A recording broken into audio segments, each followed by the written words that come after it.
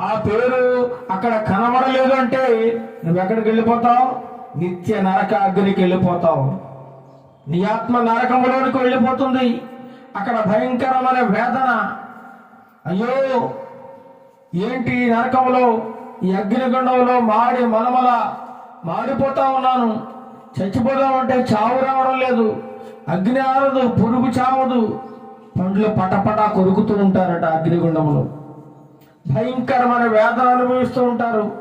అప్పుడు అనుకుంటారు, అయ్యో, భూలోకములో ఎంతో మంది దైవజనులు, దేవుని సేవకులు, దేవుని నమ్ముకోండి, ఈ మాటలందు విశ్వాసం ఉంచండి, యేసుక్రీస్తు ప్రభువు నిజమైన దేవుడని ఎంతో స్వార్థను ప్రకటిస్తే నేను నిర్లక్ష్యం చేశాను.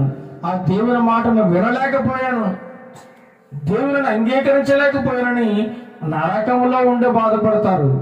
అయినా సరే ఏమాత్రం ప్రయోజనం ఉండదండి. అక్కడ ఏమాత్రం ఉపయోగం ఉండదు. అక్కడ నువ్వు ఎంత బాధపడినా, ఎంత అరిచి గీపెట్టినా అక్కడ నుండి నిన్ను విడిపించేవారు కానీ, రక్షించేవారు కానీ ఎవరు ఉండరు. అందుచేతనే నీకు, నాకు, మనందరికీ దేవుడు ఒక గొప్ప అవకాశం ఇస్తా ఉన్నాడు.